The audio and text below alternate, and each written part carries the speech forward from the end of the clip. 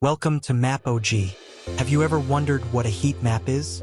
A heat map is a powerful GIS visualization tool that uses colors to show the density or intensity of a phenomenon across a geographical area.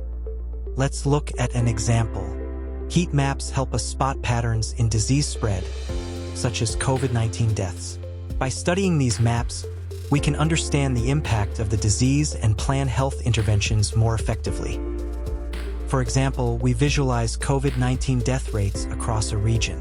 A heat map would use colors to highlight areas with high death rates in darker shades and areas with lower death rates in lighter shades. Here's where the heat map style tool comes into play. By applying this tool to our COVID-19 death data, we can visualize the impact of the disease in a way that's both informative and visually appealing. And just like that, we've created a visual representation of COVID-19 death rates using a heat map. Thanks for watching. Be sure to explore our other tools for further analysis.